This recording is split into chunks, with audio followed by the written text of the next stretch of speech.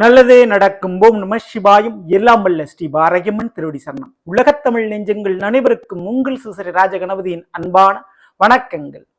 இன்றைய பதிவில் கடகராசியில் பிறந்த நண்பர்களே, மரணப்படுக்கையிலிருந்து எழுந்து வரப்போகும் கடகராசியில் பிறந்த நண்பர்களே, ஆமாங்க, செத்து பிழைத்தவர்கள் நீங்கள்.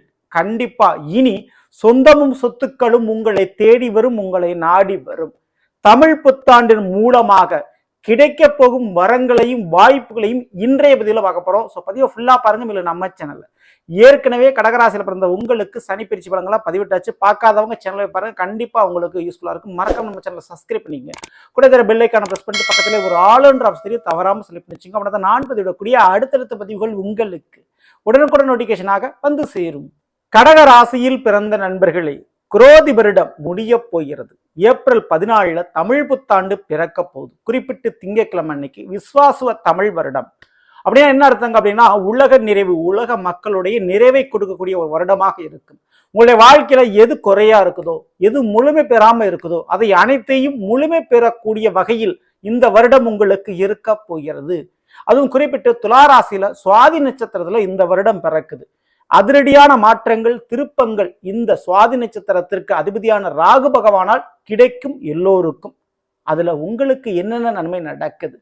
இந்த தமிழ் புத்தாண்டு பிறக்கிறதுக்கு முன்னாடியே சனி பயிற்சி நடந்து முடிஞ்சிருச்சு. மார்ச் 29 கும்ப ராசிலிருந்து மீன ராசிக்கு சரிவன் மாறிட்டார். இனி கடகராசிக்காரங்களுக்கு அஷ்டமச்சனி இனி கிடையாது. கண்டகச்சனி, அஷ்டமச்சனி, 2 சனி பிரச்சனையும் தாண்டி வந்துட்டீங்க. கிட்டத்தட்ட ஒரு 5 வருடங்கள் நீங்கள் சந்திக்காத அவமானங்கள் இல்லை, சந்திக்காத கடன் பிரச்சனை, சொத்து வழக்கு பிரச்சனை, வேறு தகராறுகள் இல்லை. ஸோ தலையை அடமானம் வைக்கக்கூடிய அளவுக்கு பல பிரச்சனைகளை நீங்க சந்திச்சிருப்பீங்க உங்களுடைய வாழ்க்கையில. காரணம் கண்டகச்சனி மற்றும் அஷ்டமச்சனி. ஸோ இப்போ இந்த சனி பிரச்சனை முடிஞ்சிச்சு. உங்களுக்கு பாக்கிய சனியாக 9 இனிமேல் அமர்ந்திருக்கக்கூடிய சனிவான் நன்மையை மட்டுமே இனி உங்களுக்கு கொடுப்பார். அதனால கடந்த வருடங்கள் நடந்த அனைத்து பிரச்சனைக்கும் ஒரு முடிவு, ஒரு எல்லை கண்டிப்பா உண்டு.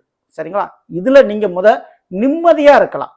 இதற்கு அடுத்தபடியா இந்த தமிழ் புத்தாண்டுக்கு பிறகு மிக மிக முக்கியமான 3 கிரக பெயர்ச்சி ஒரே மாதத்தில் நடக்க போது. மே மாசமே, ஏப்ரல் 14 தமிழ் புத்தாண்டுனா மே மாதம் 3 கிரக பயிற்சி. ராகு, கேது, குரு முக்கியமான கோள்கள். சரிங்களா? கிரகங்கள். ஸோ இந்த பயிற்சி மற்றவர்களுடைய இருப்பு, இதனை பொறுத்தவரை பலன் உங்களுக்கு எப்படி இருக்குது டீட்டெயிலா பார்த்துருவோம். முதல்ல கடகராசிக்காரங்களுக்கு சுவாதி நட்சத்திரம் எங்க இருக்கு அப்படின்னா 4ஆம் வீடு துலாம்ல இருக்குது. கடகராசிக்காரங்க 4ஆம் வீட்டுல சந்திரன் இருந்து இந்த தமிழ் புத்தாண்டு பிறக்கிறதுனால கல்வியிலிருந்தே ஆரம்பிச்சிடறாரு பல விஷயத்த. அப்ப கடகராசிக்காரங்களுக்கு கல்வி, படிப்பு, இந்த படிப்புன்ற ஒரு விஷயத்தால ஏற்பட்ட தடை விலகுதுங்க. சரியா படிக்கல, மார்க் ஸ்கோர் எடுக்கல, அதனால ஒரு படிப்புல, ஒரு வேலை வாய்ப்புல ஒரு தடை இருக்குன்னா அது நீங்குங்க. எதிர்பார்த்த மாதிரி அரசாங்க தேர்வுல மார்க் உங்களுக்கு கிடைச்சிரும். நல்லபடியா அந்த தேர்வுல நீங்க வெற்றி பெற்றுவீங்க. அதுக்கு வாய்ப்பு உண்டு. கல்வி தடை விலகுது. ஸோ உங்களுக்கு மட்டுமல்ல, உங்களுடைய பிள்ளைகளுடைய கல்வி சம்பந்தமான பிரச்சனையும் நீங்கும். படிப்பு விஷயத்துல ஒரு கடன் இருக்குது, அந்த கடன் கண்டிப்பா குறையுங்க. 2வது சொத்து தகராறு, சொந்த வீடு சம்பந்தமான பிரச்சனை கண்டிப்பா ஒரு முடிவுக்கு வரும். வீடு சரியா அமையாதவங்களுக்கு அந்த வீடு நல்ல முறையில் அமையக்கூடிய யோக வாய்ப்பு இருக்கு. கடகராசியில பிறந்த பெண்களுக்கு கர்ப்பப்பை சம்பந்தமான பிரச்சனைகள், குழந்தை வாய்ப்பு சம்பந்தமான தடைகள் இருந்தால் அது நீங்கும். தாய் வழி உறவுகள், தாயினுடைய உடல்நிலை, இதுல ஏதாவது சின்ன சின்ன பிரச்சனை தான், அந்த பிரச்சனை சரியாக போகுது இந்த தமிழ் புத்தாண்டுக்கு பிறகு. மேலும் நன்மை செய்யும் விதமாக இந்த 4ஆம் இடங்கிறது சுகஸ்தானம். அதனால கிடைக்காத ஒரு நிம்மதியை கொடுப்பார். ஸோ கண்டிப்பா வாயும் பவரும் நிறையும். கண்டிப்பா உங்களுடைய செவிகளுக்கு நல்ல ஒரு வார்த்தைகளை பேசக்கூடிய நட்புகளும் உறவுகளும் இனிமேல் உங்களுக்கு அமைவாங்க. அதுல எந்த மாற்று கருத்தும் இல்லை. அவச்சொல்லும் தேவையில்லாத குறைகளையுமே கேட்டுக்கொண்டிருந்த உங்களுடைய மனமானது இனி நிம்மதி, சந்தோஷத்தோடு, புத்துணர்ச்சியோடு உங்களை பாராட்டக்கூடிய வார்த்தைகளை பேசக்கூடிய உறவுகளும் நண்பர்களும் உங்களுக்கு கிடைச்சி மன நிம்மதி, புத்துணர்ச்சி, சந்தோஷமா நீங்க பெறுவீங்க. அதுல எந்த விதமான மாற்று கருத்தும் இல்லை. அப்போ புதிய உறவுகளும் நண்பர்களும் கண்டிப்பா அமைய போறாங்க அப்படின்றதா இதோடைய அர்த்தம். ஓகேங்களா? புதியதொரு வாழ்க்கையில நீங்க காலடி தடம் பதிக்க போறீங்க. இதுல எந்த மாற்று கருத்தும். இப்போ இதுல மிக முக்கியமா நான் சொல்லக்கூடியது, உச்ச சுக்கிரன் உங்களுடைய கடகத்திற்கு 9ஆம் வீடு மீனத்துல சுக்கிரன் உச்ச நிலையில் இருக்கும்போது தமிழ் புத்தாண்டு பிறக்குது. அப்போ புதிய வண்டி வாகனம் வாங்குறதுக்கும் வண்டி வாகனத்தை மாத்துறதுக்கும் யோகம் இருக்குது. தொழில ஒரு மாற்றத்தை செய்வீங்க. ஒண்ணு தொழிலாளர்களை மாத்துவீங்க, அல்லது தொழிலுக்குண்டான இடத்தை மாத்துவீங்க, தொழிலுக்குண்டான பேரை மாத்துவீங்க, அல்லது தொழிலுக்குண்டான பொருட்களை மாற்றக்கூடிய யோக வாய்ப்பு உண்டு. அந்த மாற்றத்தால் ஏற்றம் இருக்கும். உங்களுடைய பெயர் புகழ் ஓங்கும் தொழில. சரிங்களா? விட்டதை பிடிச்சிருவீங்க. அடுத்தபடியா லாப பணம், வரவேண்டிய பணமானது வசூலாகும் இந்த வருடங்கள். எதிர்பார்த்த மாதிரி ஒரு துறையில கால் தடம் பதிச்சு லாபத்தை பார்க்க ஆரம்பிச்சிருங்க.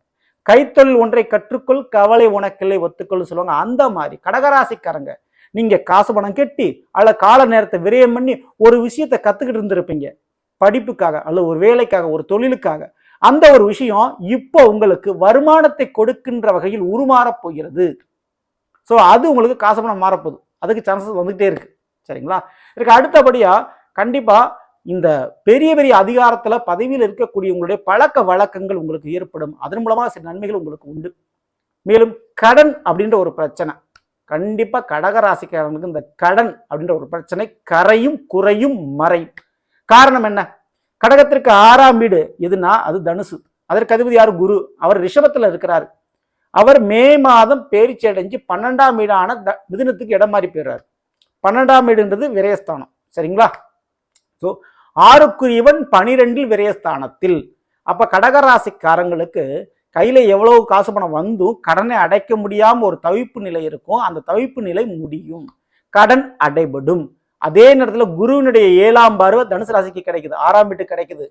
அப்போ அந்த கடனால் ஏற்பட்ட பிரச்சனை, அந்த காரிய தடை விலகி அந்த கடன் வருமானத்தையும் லாபத்தையும் கொடுக்கின்ற அமைவில் இருக்கும். இது எப்படிங்க அப்படின்னு புரியுற மாதிரி சொல்லுங்க அப்படின்னு நீங்க கேட்டீங்கன்னா, நீங்க ஒரு பணத்தை வாங்கி ஒரு முதலீடு பண்ணிருப்பீங்க ஒரு இடத்துலயோ ஒரு தொழிலையோ, அது கடந்த வருடங்கள்ல முடக்கமா இருக்கும், அதனால வருமானம் இருந்திருக்காது. ஆனா இனிமேல் அந்த தொழில் ரன் ஆக ஆரம்பிக்கும், அந்த தொழிலால ஒரு லாபத்தை நீங்க பார்க்க ஆரம்பிப்பீங்க. ஒரு இடத்த வாங்கி போட்டிருப்பீங்க, ஒரு சொத்தை வாங்கி போட்டிருப்பீங்க, அதோட மதிப்பு பன்மடங்கு உயரும். அல்லது அந்த வீட்டை நல்ல முறையில கட்டி முடிப்பீங்க. காசு இல்லாதால் தடைபட்ட நின்று போன திருமணம் கண்டிப்பா தடையின்றி நடக்க போது, அதுக்கு உண்டான பணம் தேவை பூர்த்தி அடைய போகுது. ஓகேங்களா? கடன் அப்படின்ற ஒரு பிரச்சனை இருந்த பிரச்சனைகள் சரியாகி இந்நல நிலைக்கு மாறும். அடுத்தபடியா ராகுகேது பயிற்சி. கேது பகவான் உங்களுடைய கடகத்திற்கு 3ஆம் இட கண்ணியில் இருந்தவர் 2ஆம் இட சிம்மத்துக்கு இடம் மாறுற அதே மே மாசம். ஸோ 3லிருந்து 2ஆம் வீட்டுக்கு வர்றாரு. அப்போ 3ஆம் வீடு அப்படின்றது வெற்றி வாய்ப்பை கொடுப்பது, சிற்றின்ப சுகத்தை கொடுப்பது. நான் ஏற்கனவே சொன்ன கடகராசிக்காரங்களுக்கு இந்த குழந்தை பாக்கிய விஷயத்துல பிரச்சனை சரியாகும். அதே போல வெற்றிகள் எந்தெந்த விஷயத்துல கிடைக்காம போச்சோ இனிமேல் அந்த வெற்றிகள் கிடைக்கும். விடாமுயற்சி இப்போ உங்களுக்கு வெற்றியை கொடுக்கக்கூடிய வருடமாக இருக்கும். அது எந்த ஒரு விஷயமா இருந்தாலும் சரி வெற்றிகள் கண்டிப்பா கிடைக்கும். கோர்ட்டு கேஸ் வழக்குகளில் உங்களுக்கு வெற்றிகள் கிடைக்கும். இப்போ 2ஆம் வீட்டுக்கு வர்றாரு இந்த கேது பகவான். அதனால நான் முதல்ல சொன்ன மாதிரி உறவுகள் மாறும், நண்பர்கள் மாறுவார்கள். ஸோ அதுக்கு சான்சஸ் நிறைய இருக்கு. தேவையில்லாதவர்கள், தவறானவர்கள் கலைந்தெறியப்படுவார்கள். உங்களுடைய வாழ்க்கையில அப்படிப்பட்ட உறவுகள், நண்பர்கள் அமைந்திருந்தால் அவருடைய மாற்றத்தால் உங்களுடைய வாழ்க்கையில் உங்களுக்கு கிடைக்காத நிம்மதி இனிமேல் கிடைக்கும். அதே போல ராகு பகவான் உங்களுடைய கடகத்திற்கு 9ஆம் இடம் மீனத்தில் இருந்தவர் அப்படி இடப்பெயர்ச்சி அடைஞ்சு 8ஆம் வீடான கும்பத்துக்கு வந்து சேர்றாரு. 8ல் ராகு.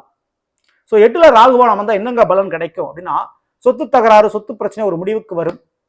தவறான நண்பர்கள் விலகுவார்கள். சில பேர்த்துக்கு மறைமுகமான வழியில ஒரு பணலாபங்கள் கிடைக்கும். பணத்துக்காக ஒரு விஷயத்துக்காக சண்டை போட்டுட்டு இருக்கீங்களா, அந்த சண்டை ஒரு முடிவுக்கு வரும். உங்களுக்கு வரக்கூடிய பங்கு பணம் வந்து சேரும். ஸோ இதுக்கு வாய்ப்புகள் வந்து இந்த 8ல் ராகு இருந்ததுனால கொஞ்சம் வண்டி வாகனம் அதிவேகமா இயக்குறதுல கூடுதல் கவனம் தேவை. வேகத்தை குறைச்சிக்கிறது நல்லது. சரிங்களா? இன்னொரு பக்கம் உங்களுடைய கடக ராசியில் செவ்வாய் நீச நிலையில் இருக்கும் பொழுது இந்த வருடம் பிறக்குது. அப்போ தேவையில்லாத காதல் சமாச்சாரத்தை தவிர்க்கிறது நல்லது. கூட பிறந்தவங்களோடு கொஞ்சம் இணக்கமாகி சொல்வது நல்லது. அல்லது அவங்களும் அதை பிரச்சனை சரியாகும், ஆனா அவர்களோடு இணக்கமாக இருந்து கொள்வது நல்லது. நேரடியாக பகைத்துக் கொள்ளாதீர்கள். அதே போல புதிய தொழிலில் அதிக முதலீடு பண்ண வேண்டாம். இருக்கிற தொழில உங்களுக்கு வருமானத்தை கொடுக்க ஆரம்பிச்சிடும். அதுல ரொம்ப ரொம்ப கண்ணு கருத்தமா நீங்க இருந்தாலே போதும். புதன் நீசமாகி மீனராசியில் இருக்கும்போது அந்த வருடம் பிறக்குது. ஸோ கடகராசிக்காரங்களே கண்டிப்பா விரயமும் வீண் செலவுகளும் வீண் கடன் பிரச்சனையும் கண்டிப்பா குறையுது இந்த புதன் நீசமா அடைந்திருக்க காரணத்தினால். சரிங்களா?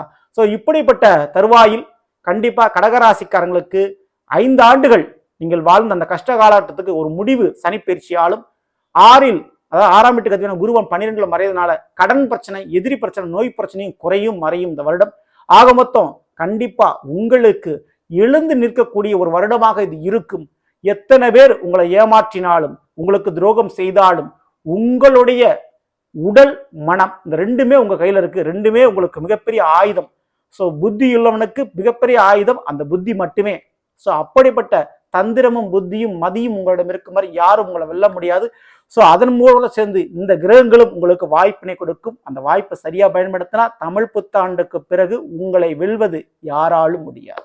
சரிங்களா? வாய்ப்பை பயன்படுத்திங்க. மேலும் தமிழ் புத்தாண்டுக்கு பிறகு கண்டிப்பா கடகராசிக்காரங்க வணங்க வேண்டிய தெய்வம் விநாயகர் தவறாம வணங்கிக்குங்க. சங்கடகர சதுர்த்தி வழிபாடு பண்ணிக்கோங்க. ஸோ நல்லது. நாம் இன்றைய கடகராசியில் பிறந்தவர்களுக்குரிய பலனை பற்றி பார்த்த நிச்சயமா உங்களுக்கு பயன்படுத்தியவருக்கு இந்த லைக் மற்றும் சேர்ப்புங்க. மறக்காம நம்ம சேனல் சப்ஸ்கிரைப் பண்ணி வச்சுங்க. மேலும் அடுத்த சந்திப்போம். நன்றி, வணக்கம். நல்லதே நடக்கும். ஓம் நம சிவாய.